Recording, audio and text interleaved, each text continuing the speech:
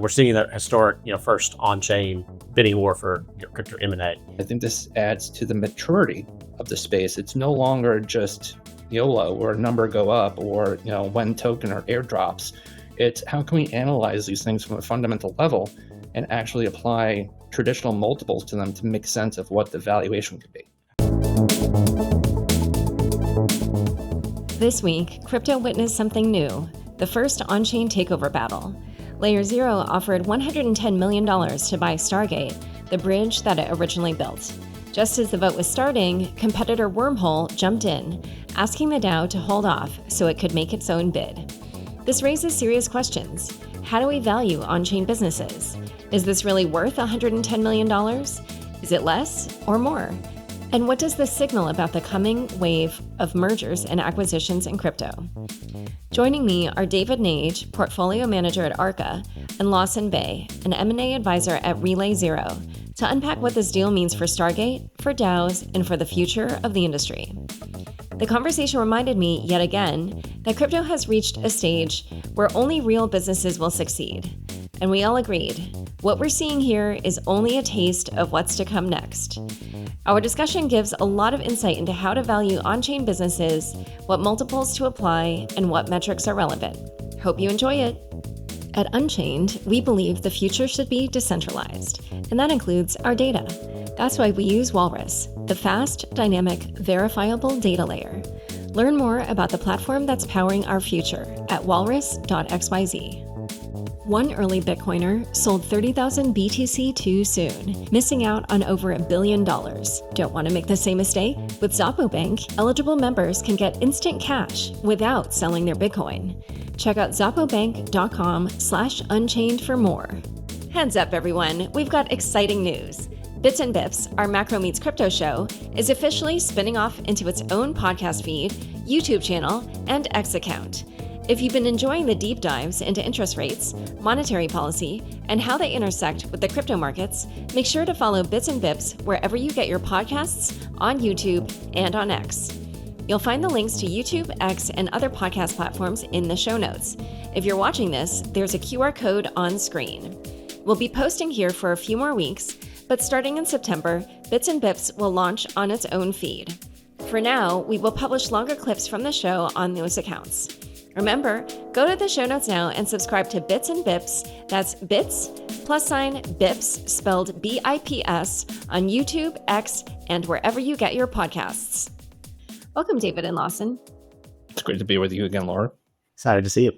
So, as usual, there's some drama going on. It's par for the course in crypto. This one is especially juicy and exciting. Omnichain interoperability protocol LayerZero had submitted a proposal to the Stargate DAO for LayerZero to acquire Stargate, which I believe is the most widely used bridge in crypto. LayerZero actually created Stargate, but it had released it into the wild as a DAO. And recently they proposed to acquire it back but to acquire it with a $110 million purchase of Stargate tokens in what LayerZero CEO Brian Pellegrino said was what he believed to be the largest DAO acquisition ever. However, on Wednesday, LayerZero competitor Wormhole suddenly said in the forum, hey, put a pause on the vote, we're going to counteroffer. So before we get into all that drama, let's just start at the beginning. Can one of you explain why it is that LayerZero decided to try to acquire Stargate, even though they had created it, and explain the relationship and why you think they chose to make this move now? Lawson, do you want to start? Sure. So what's interesting here is this is the second time I'm aware of acquisition of a related project by a DAO. So Synthetics SNX back in November of last year actually proposed to acquire Quinta, KWENTA token, which was basically a token for the app that they spun out. So the app, the user and experience had a token, and then Synthetics, the underlying protocol, decided to reacquire that. At the time, they decided to reacquire that primarily because it was too much administrative to have these two entities and two different teams, and they just wanted to consolidate that. Looking at the LayerZero acquisition to acquire Stargate, To me, this is about revenue. Stargate is where the revenue is. There's no real revenue happening at the layer 0 level. Layer 0 earns revenue from messaging via their messaging protocol, but the transactions that are occurring on Stargate, which uses the underlying layer 0 messaging protocol, have a lot easier ability to take a transaction fee, which they're doing now. And so to me, this is very much a setup of bringing the revenue in-house and definitely doing that in a regulatory environment that seems open to that. Yeah, I would agree with that.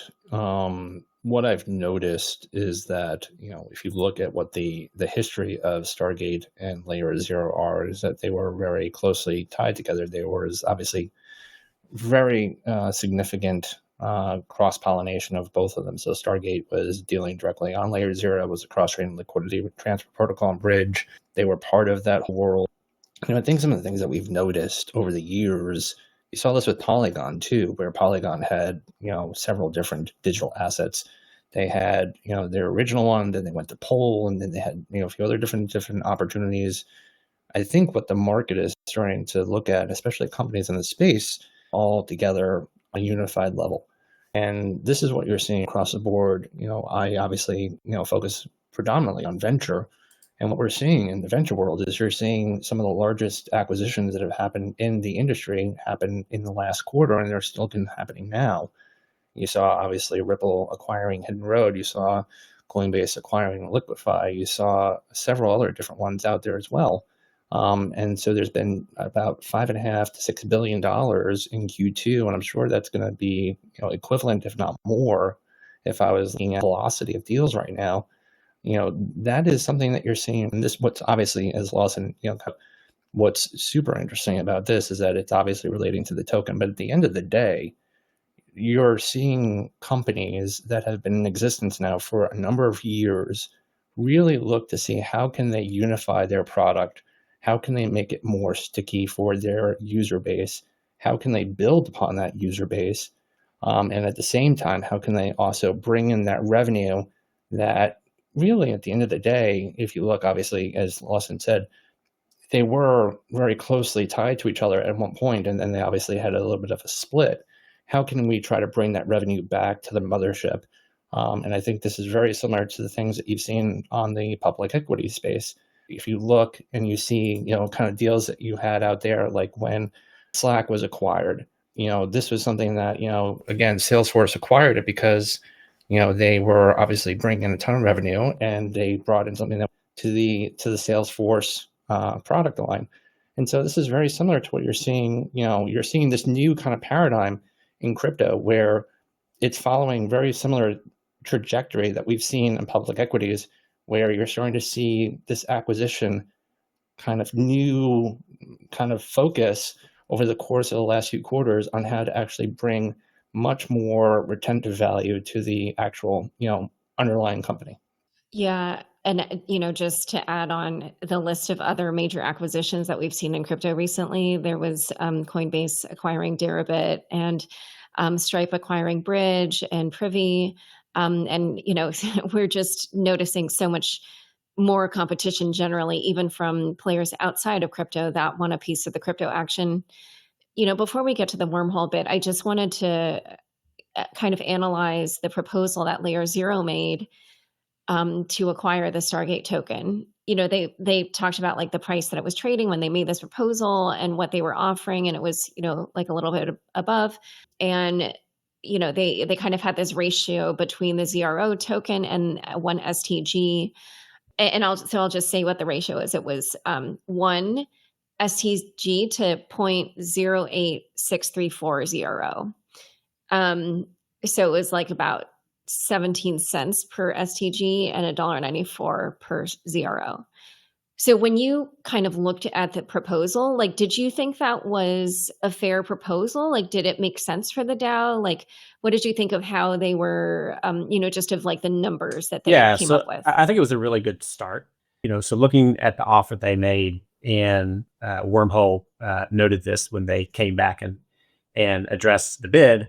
It's essentially a combination of like, what are they getting for the offer, right? And so the market previously was pricing it, I think, around 1630 7 cents on the day that they offered it.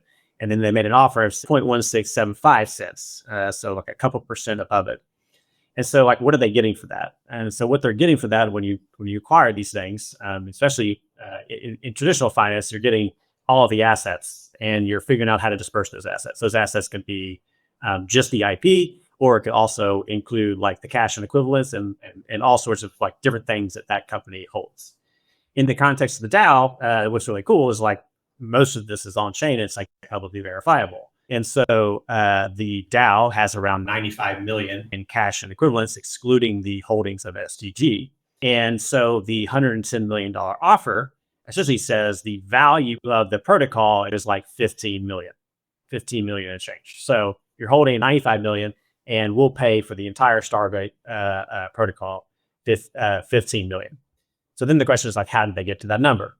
Traditionally, when you're acquiring companies, you're putting a growth multiple on the revenue and what the cash flow looks like. Again, since we have on-chain cash flow, these things are verifiable. So if you look at, I think it's according to DeFi Llama, the 30-day fees are 180,000, which is around 2 million annualized. And so what that puts us around a 7.25x revenue is the multiple they put on LayerZero. And so then the question is like, is that what the market would normally pay as a multiple to buy a company, right? And so the way I look at that is, if you look at the Durbit acquisition by Coinbase, it was speculated that was around a 10x multiple. If you look at the Ripple acquisition of something Hill, Hidden Road, I think that was 11 or 12x multiple. Hidden Road. Right? And so like there's a multiple that's on revenue, right? And so as an advisor, as someone trying to help put these deals together, you need to figure out what is the revenue and what is the multiple. And the multiple is really a function of growth, right? And so is this company have negative growth or positive growth? Is it double-digit positive growth? And if it's double-digit positive growth, you start to see 10, 15x multiples. If it's slowing growth, you could see 5, 6, 7% multiple. In the case of LayerZero, they get a 7.24x multiple on revenue declining. So there's something happening in the business. I haven't dug into what's happening here, but that they're making a lot less money. The protocol is making a lot less money than it used to. So they're saying, hey, it's worth this amount because revenue's kind of crashing. I'll say that, and then I'll say, what does the public market look like today? Today, the public market is trading at like a 30x revenue multiple.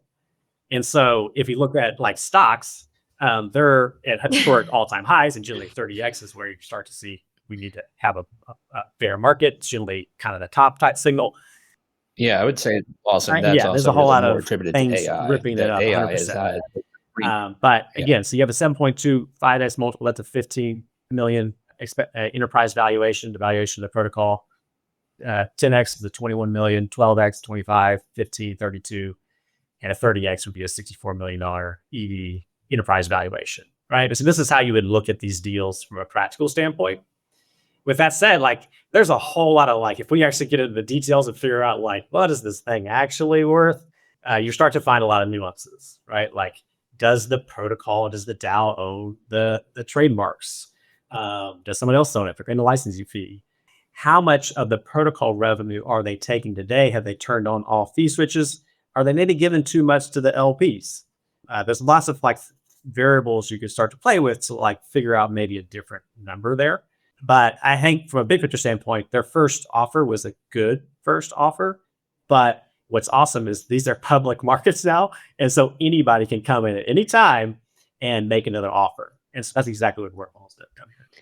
Yeah, honestly, before we go to David, like part of my thought about the Wormhole thing was I was like, if there's bad blood between Wormhole and LayerZero, then all Wormhole has to do is just make things more expensive for LayerZero. Like even if they don't win, they just have to make trouble for them. And it's just a way of like just being a thorn in the side of your competitor. And do you know what I'm saying? Like, it's almost like even if their heart isn't in it to actually win this acquisition, they might get satisfaction out of just the theater making it of more it is painful fun. for LayerZero. This happens in public markets as well. It's awesome to see it now happening in crypto. And I think that's fair. Like, is this a real bid by them, or is this fluff? They've essentially said, we're going to send a bid, which is not a traditional mechanism of what you would do. Normally, if you're going to counter, you come with a counter. But, these are public, but not public. There's a whole lot of non-public information. And so they're kind of delaying and say, hey, give us the non-public information to figure out what we think it's actually worth. It'll be interesting to see if the bluff is caught, or we get what happens. Yeah, and I know we're going to discuss the wormhole thing in depth, but the other thing that I found funny was, so they announced that they intend to counterbid, and then they had this huge list of things that they're requesting for information in order to come up with this actual counteroffer. So I just thought that was funny. And when I heard Brian Pellegrino on Thread Guy's stream yesterday, he was saying like, oh, so they basically are asking for all this info, and they can kind of get this like competitive edge and like getting all this information. Due diligence, all that stuff is super normal. Like none of those things was new to me. Like, does it? Right. But what do you think about that? The fact that they announced their intention without making an offer. Listen, if this was a public company and there was a board of directors of fiduciary duty, I think there'd be a whole lot of giving information and a lot of lawyers involved. Yeah, we're in a really sticky spot here, because now we're going to start to see the proof is in the pudding. Are we actually going to like do the best thing for the token holders? Or are we going to do the best things for, some self-interest here? I think it's really critical that we have the conversations, and we expect our DAOs to be better. And so I hear that, but in traditional markets, it's competitive bid. You got to entertain the bid. Okay, David, what was your perspective on the LayerZero proposal? First and foremost, I have to say, Lawson, hearing you talk about the fundamentals of a business and digital assets is music to our ears. We've been, on the fundamental kind of kick for years, trying to understand these things from a fundamental level instead of a degenic level, if you will, or what we call a network level, air quotes. And so hearing you opine about the fundamentals and about the multiples associated to those fundamentals is just beautiful. I think it's a maturing aspect of this industry, and it's something that we definitely applaud. The second thing I have to say is that everyone needs to go watch Wall Street, and they need to watch the section where Gordon Gekko is trying to bid up Anacott Steel against Sir Lawrence Wildman. This is exactly the playbook that is happening here. And so if you also want to read Sun Tzu, The Art of War, this is also probably very applicable to this as well. And so at the end of the day, again, I will say this is not investment advice. Obviously, we have to say that every time that we're on these things. I will say that in just quickly looking at this, obviously from a venture perspective, we're very interested in interoperability, and we're interested in some of the things that are happening from a bridging perspective because we have exposure to that in our own book. I have to say that, I think Lawson hit it on the head, is that it looks like they have about a $90 million give or take treasury. It looks like, as Lawson said very correctly, that they're projected to do about $2 million of annualized revenue this year, give or take. The multiples, as Lawson said, 7 times is a little low. It's a little bit of a kind of slap in the face. Normally, what you see in the markets right now is, what we saw, back a few years ago, when markets were humming along a little bit better, was about 12 to 15 times AR. Obviously, we've re-rated several times, especially in this industry, after several of the cataclysmic events that have happened. And so about 10 to 12 is usually, kind of where you're seeing things sit. And so if you're looking at 2 million of AR and you apply a 10 times multiple on that, you're obviously at 20 million, and you apply that to the 90 million treasury. And then I think that's how you kind of get maybe to that 110 number. Again, I don't know this. I've not spoken to Brian. I've not spoken to the LayerZero team about that specifically, but maybe that's the justification for that number. At the end of the day, though, this is something that I think is going to go down as historical for this industry, because you're seeing two companies compete for an aspect, a product in the market, and it's something that we have not really seen before. And it adds a completely new dynamic, because you can start to have competition. You could start to see bidding up, and you could start to see all these new tactics that we have never seen in this industry before. I think this adds to the maturity of the space. It's no longer just YOLO or a number go up, or when token or airdrops. It's how can we analyze these things from a fundamental level and actually apply traditional multiples to them to make sense of what the valuation could be. So in a moment, we're going to talk about Wormhole's intention to counterbid, but first we're going to take a quick word from the sponsors to make this show possible. At Unchained, we care about the future of decentralization. So it only made sense for our media content to be decentralized. That's why we use Walrus. It's the fast, dynamic, and verifiable data layer for on-chain builders. And it's not just data management. Walrus ties directly into smart contracts, unlocking new possibilities for programmable content delivery, subscriptions, and community engagement. So as we imagine what decentralized media can become, Walrus is the tech we trust to help build it. Learn more at walrus.xyz. Selling your Bitcoin just to get cash? One early Bitcoiner did and missed out on over $1 billion. With Xapo Bank, you can access up to $1 million instantly without selling a single sat. Eligible Xapo Bank members can borrow up to 40% of their Bitcoin's value. No stress, no selling, no buying back in. Use it for what matters most. Your dream home, your child's education, a getaway, or that can't-miss investment. With Bitcoin-backed loans, you're in control. Set your installments and repay in Bitcoin or US dollars, your choice. Enjoy competitive rates, zero fees, flexible terms, and no penalties for early repayment. And your Bitcoin stays safe, never rehypothecated, relent, or pooled. It's securely held until your loan is repaid. Check them out at zapobank.com/unchained. Back to my conversation with Lawson and David. All right, so in announcing its intention to counterbid, the Wormhole Foundation wrote, based on our initial review, we believe that STG holders deserve a more competitive process, and we are prepared to submit a meaningfully higher bid. LayerZero's offer at the time, $110 million in ZRO for roughly 76.5 million in stablecoins and 15.9 million in ETH, plus the permanent capture of all future protocol revenue. Treasury alone is 92 million, excluding STG tokens. Yet the proposed deal hands over assets and ongoing economic upside for only $110 million in token consideration. It doesn't create a compelling offer, which values Stargate's ongoing business at an unreasonably low number. Then they, listed kind of some of the other assets they saw, and then requested a whole bunch of information. Exhaustive list of assets are for sale and transfer. This should include all administrative privileges, intellectual property, trademarks, software, and property on and off chain, an accurate and up-to-date accounting of protocol-owned assets, data on users, traffic, etc. And there's more. But I was wondering, so, what did you think of what their pitch was, and what do you think would be reasonable for them to counteroffer? And yeah, just how do you see this playing out? David hit the nail on the head right before the break. We're seeing that historic, first on-chain, bidding war for crypto M&A.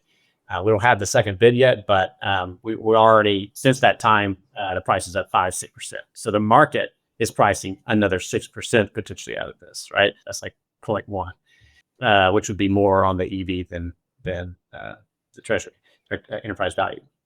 I think them coming out was smart strategically. The art of war. They could be playing games, but I think it's also smart business. If you look at the mixture of Stargate's business, maybe to the mixture of Wormhole's business, Stargate has a heavy Arbitrum business for some reason. Maybe they like that. Maybe they're missing that, and so maybe that fits into the Wormhole portfolio, and maybe they would value that differently, right? Because right now, are they direct competitors in the market, or are they splitting off and taking chains, right? Do they dominate some chain and someone else dominates another chain? And as a result, they can dominate that market. And once you dominate that market as a monopoly, you can have more revenue in that market, right? And so the equation is a little bit different when you start to think about competitors buying. Other things to note here is, that the way I valued in that last conversation, the revenue multiple on the enterprise value of the company is one way, very traditional way to think about value of companies. I'll say, essentially, since Facebook, we've started to look at companies differently. Facebook was the first ever to put out this concept of daily active users. And with more daily active users, the perception is I'll figure out a way to make more and more money from that user. And so daily active users started to become a metric to think about the value of an enterprise. And so, for example, when I was doing the M&A earlier this year, the DAU came out to around $500 per daily active user off the market cap for Facebook. Now let's compare that to crypto. Crypto reports monthly transacting accounts. These are monthly transacting, not wallets, but users in this scenario. if you back into that number, it got to something like 250 per user, right? And so I haven't looked at the numbers here. Like if we start to look at number of active accounts, so the way I valued a deal recently was monthly transacted accounts, basically the number of wallets regularly engaging with the protocol or app, and then putting a multiple on that. Because at this point now we're looking at the lifetime value of a company. That ends up becoming enterprise value. That ends up becoming like revenue opportunities. But alternative ways to look at this really depends on what you think you can sell in that market and what your pricing power would be in that market. If you create a monopoly, for example, you can then trump more. I would also like to jump in. So again, from a fundamental perspective, the numbers and Lawson, when talking about that is critical. But there's also another issue there that I have not seen many talk about, but it comes down to the technical challenges here. When you're looking at a traditional merger and acquisition, obviously ex crypto, you look to see where the business lines are accretive and where they're not.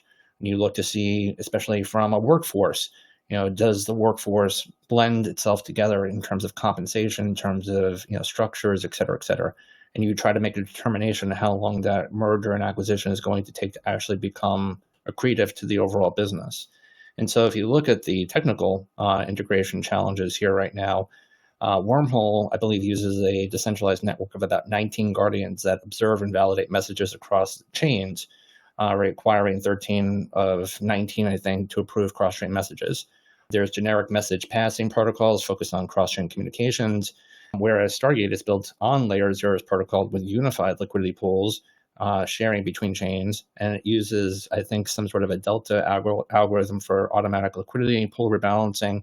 And so what you start to cross-chain validation, whereas Oracle and Relayer system that power Stargate. So how is that going to work? And I have not heard many people, and there's people who are far better at the technical stack, complexities there than me. But I would, as I was looking at this and looking at the combination, that is something that seems like it's going to take a long time to start to integrate and actually get to work together. And I have not heard many people talk about that aspect. Yeah, well, then this sort of goes back to that theory about just being a thorn in the side of LayerZero.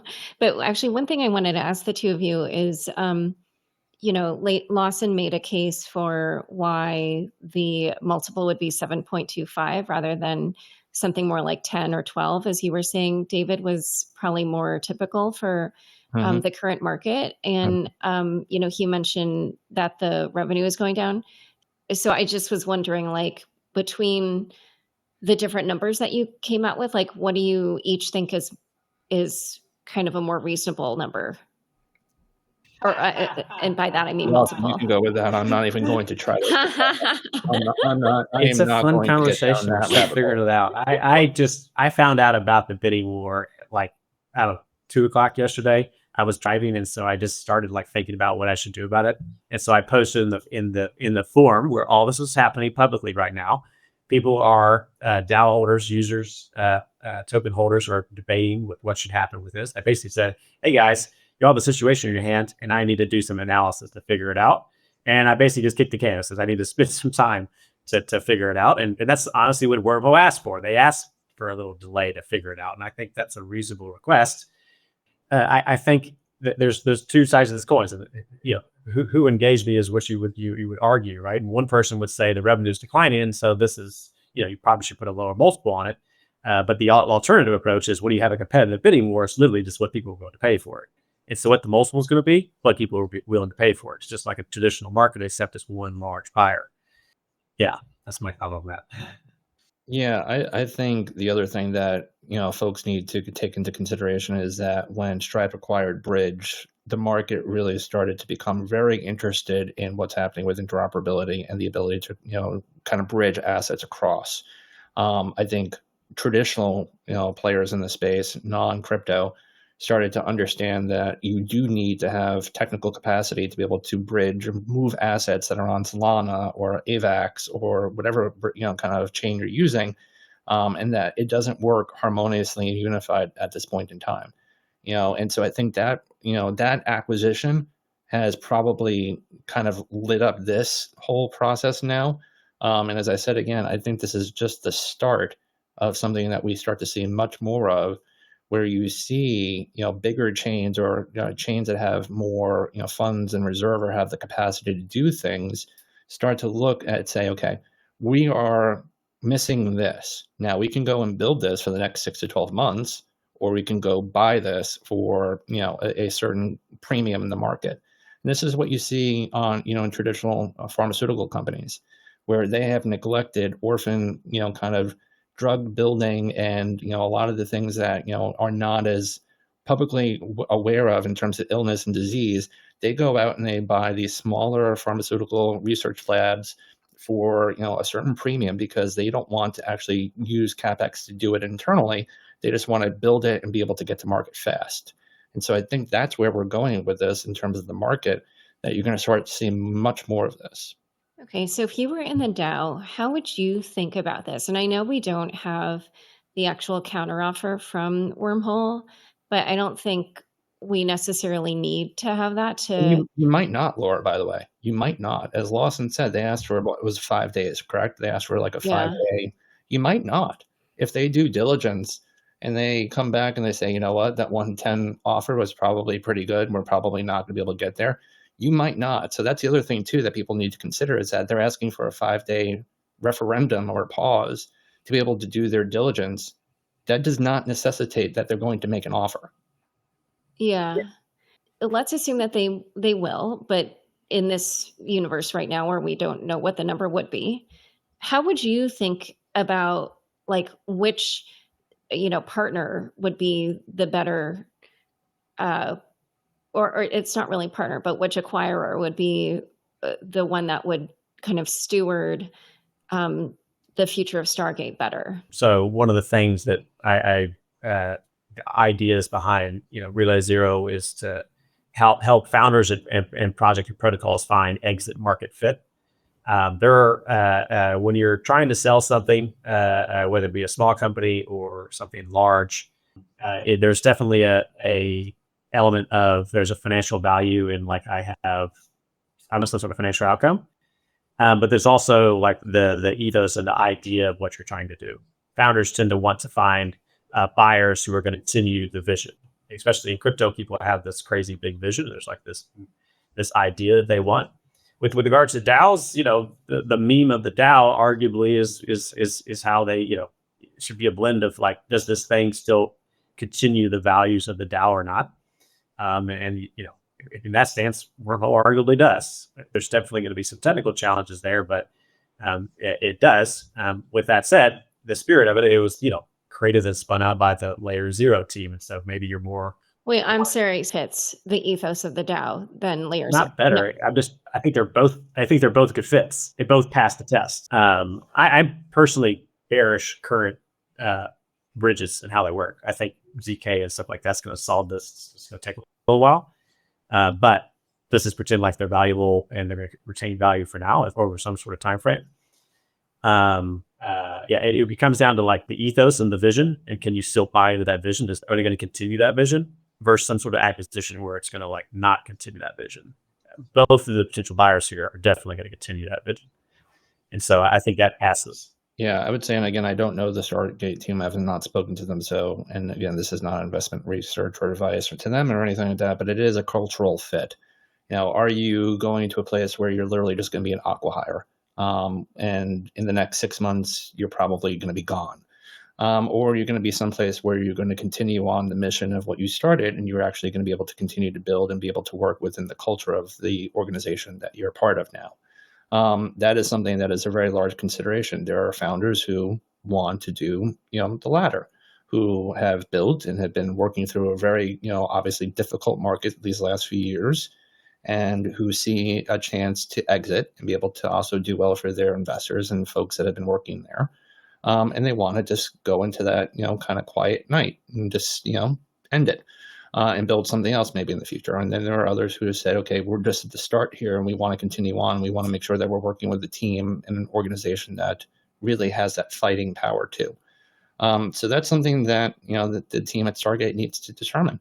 Is, from a cultural perspective, do they want to continue working and continue to fighting, to build this thing into something bigger and better?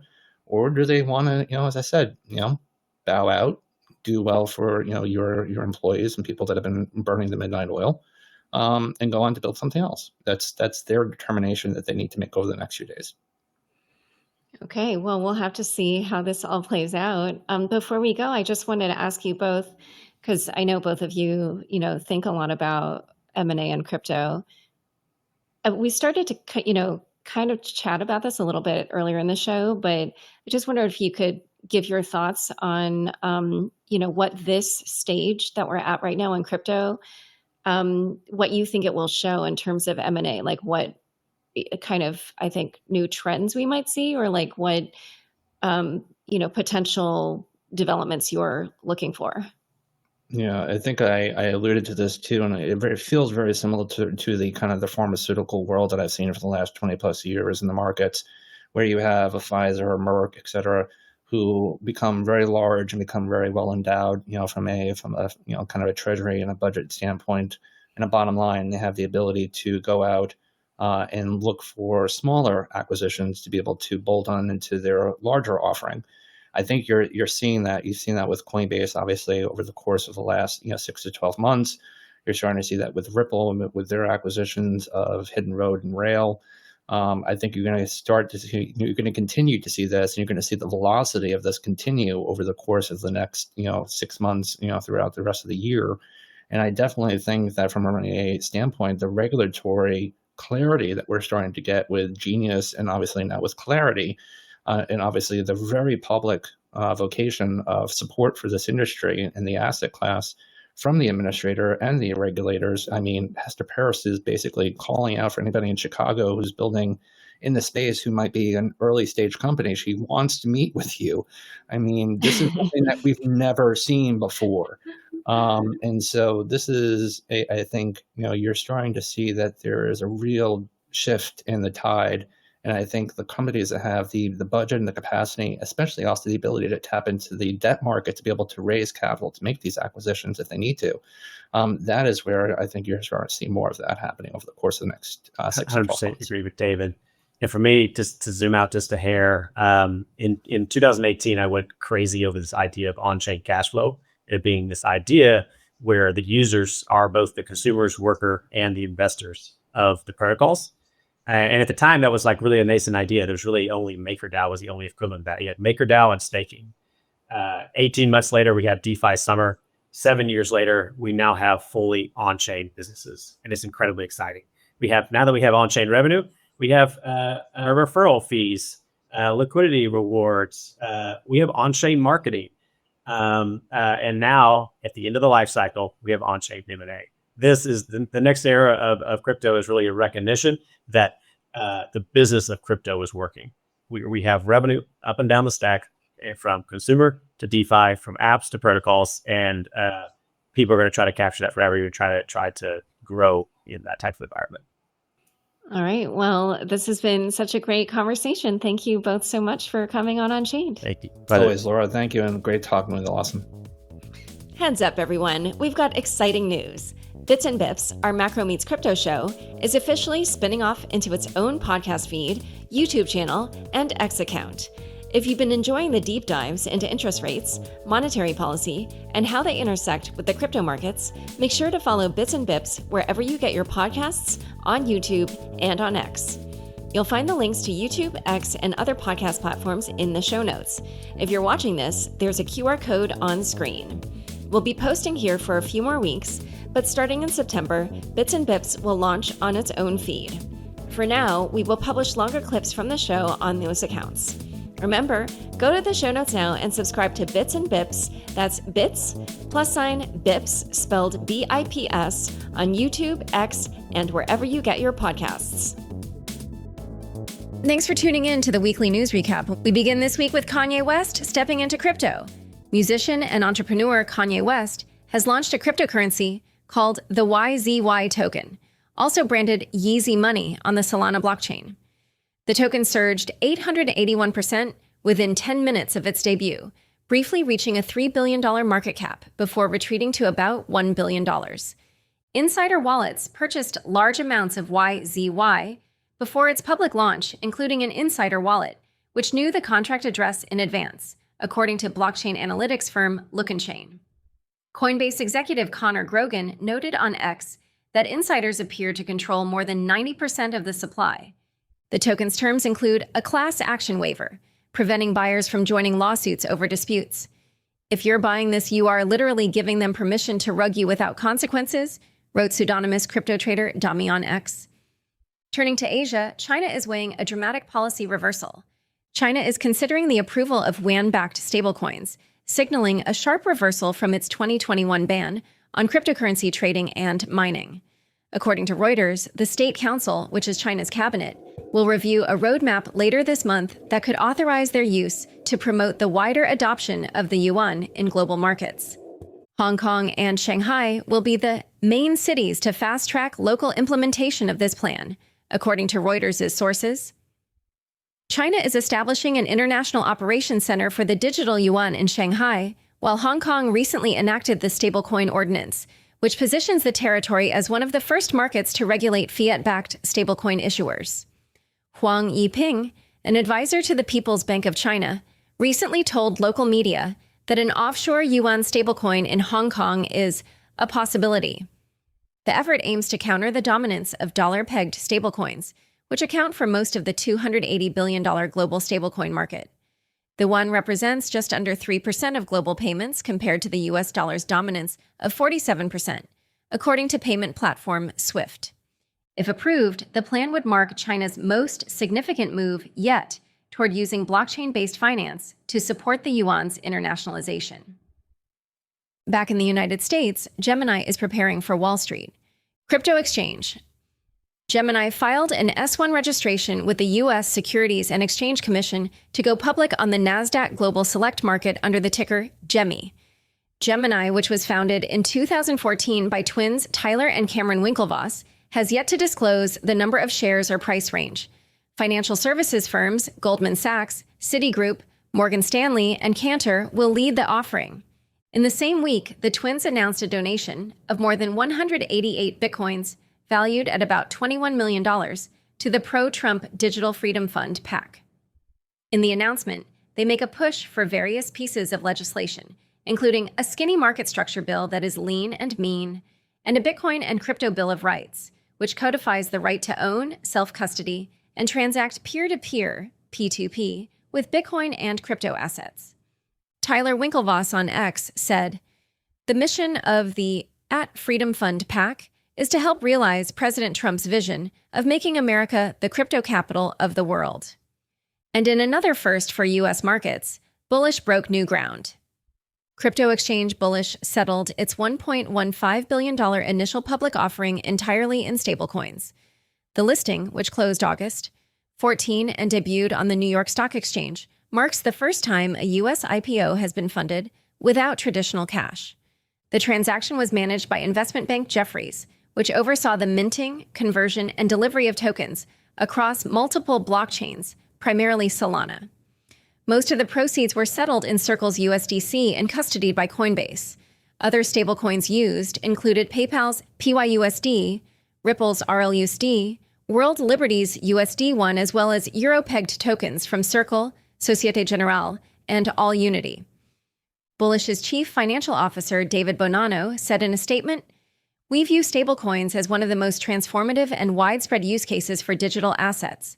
Internally, we leverage them for rapid and secure global fund transfers, especially on the Solana network." Meanwhile, one U.S. state has made history with its own digital dollar.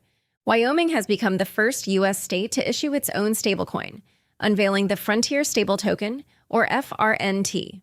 The dollar-pegged token is backed by U.S. cash and short-term treasuries, with an additional 2% over-collateralization. Custody and reserve management are handled by Franklin Advisors, with monthly attestations from the Network Firm, which is a crypto accounting firm. FRNT launched this week across 7 blockchains, including Ethereum, Solana, and Base. Issuance and interoperability are supported by LayerZero, while Kraken and crypto card platform Rain will be among the first platforms to offer the token to the public. The rollout follows passage of the Genius Act, the first federal law regulating stablecoins, but exempts state issuers from direct federal oversight. Goldman Sachs projected in a report released on Wednesday that the stablecoin market could swell into the trillions, with Circle's USDC alone potentially adding $77 billion by 2027 as new U.S. laws fuel adoption. On the startup front, a high-profile founder is stepping away. Jason Zhao, co-founder of blockchain startup Story Protocol, has stepped down from his full-time role just 6 months after the launch of its native token, IP. Zhao will remain involved as a strategic advisor while shifting focus to his new artificial intelligence company, Poseidon. The move has fueled criticism within the crypto community. Anthony Sassano said on X, "Another L1 founder exits after producing absolutely nothing and making a lot of money in the process." Adam Cochran of Cinamhane Ventures added, "It's so disheartening that even the top VCs just seem stuck on this loop of rewarding flash over substance." Story Protocol has raised about $143 million, with a valuation of around $2.25 billion as of its latest funding round led by A16Z, though blockchain data shows minimal fee revenue to date. Turning to corporate hiring news, Tether is building out its U.S. strategy. Tether has appointed Bo Hines, the former head of President Donald Trump's Digital Assets Advisory Council, as a strategic advisor to guide its U.S. expansion.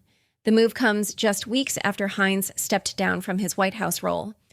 Bo's appointment demonstrates our commitment to building a strong U.S.-based presence, said Tether's CEO Paolo Arduino, noting the company's focus on both digital assets and domestic infrastructure investments in a statement. Alex Kruger, trader and co-host of Unchained's Bits and Bips, wrote on X, "Tether is now king. The world is drooling about it. They are everywhere and even hire talent straight out of the White House." Tether plans to launch a U.S.-focused stablecoin later this year. And in Washington, the Treasury Department is asking for public input. The U.S. Treasury Department is seeking public input on new methods to detect illicit activity involving digital assets as part of the rollout of the recently signed into law Genius Act. The law, enacted in July, created the first federal regulatory framework for stablecoins, requiring issuers to hold full reserves, undergo annual audits if valued over $50 billion, and comply with new licensing rules. The Treasury's request highlights potential tools such as artificial intelligence, digital identity verification, and blockchain-based monitoring. Treasury Secretary Scott Bessent said on X, "Stablecoins will expand dollar access for billions across the globe and lead to a surge in demand for U.S. Treasuries, which back stablecoins." Comments are due by October 17th and will inform future reports to Congress that could lead to additional rulemaking. At the same time, industry and law enforcement are joining forces. A coalition of major crypto firms and law enforcement has launched the Beacon Network, a real-time system designed to stop illicit funds before they can be cashed out. The initiative, led by blockchain intelligence firm TRM Labs, includes industry titans such as Binance, Coinbase, PayPal, and more than a dozen others, as well as global security researchers and federal agencies. The platform provides 4 core services: flagging suspicious addresses, propagating those alerts across the network, notifying exchanges instantly when suspect funds arrive, and enabling rapid reviews to freeze deposits before withdrawal. Membership is free for verified exchanges and law enforcement. Coinbase's head of anti-money laundering, Valerie Leila Jaber, said there's no program like Beacon Network, while noting that access to real-time intelligence is a game changer. Kraken's chief compliance officer, CJ Rinaldi, added that protecting consumers requires seamless collaboration across industry and law enforcement. TRM Labs estimates that since 2023, more than $47 billion in cryptocurrency has flowed to fraud-related addresses. In banking, SoFi is turning to Bitcoin's Lightning Network. SoFi Technologies is set to become the first U.S. bank to offer international remittances using Bitcoin's Lightning Network. The NASDAQ-listed fintech Forward Bank announced a partnership with Lightspark, the Bitcoin infrastructure company founded by former PayPal and Meta executive David Marcus, to power real-time, low-cost transfers through its app. The service will launch with support for remittances to Mexico, with additional countries planned. Customers will be able to send U.S. dollars directly from SoFi's app, while recipients receive local currency deposits abroad. Transfers will show upfront exchange rates and fees, aiming to address common frustrations in traditional remittance services. The rollout marks SoFi's return to crypto services after suspending them in 2023 during its transition to a national bank. And finally, one controversial group is shifting its focus. The group behind last week's 51% takeover of the Monero blockchain has voted to make Dogecoin its next target. The Cubic Network, an AI-focused blockchain project founded by Sergey Ivancheglo, revealed that more than 300 members chose Dogecoin in a community poll, far outpacing votes for Caspa and Zcash. Cubic recently gained majority control of Monero's hash rate, successfully reorganizing 6 blocks in what it described as an economic attack. Following the incident, Kraken suspended Monero deposits, citing risks to network integrity. Dogecoin, with a market value above $35 billion, currently operates at about 2.23 petahashes per second, a fraction of Bitcoin's 964 exahashes, and is what makes the network more susceptible to 51% attacks. Since 2014, Dogecoin has shared security through merged mining with Litecoin. Litecoiners support Dogecoin. Always have, always will. The Litecoin community posted on X, affirming its backing amid the new security concerns. Unchained is produced by Laura Shin, with help from Matt Pilchard, Juan Aranovich, Margaret Curia, and Pam Majumdar. Thanks for listening.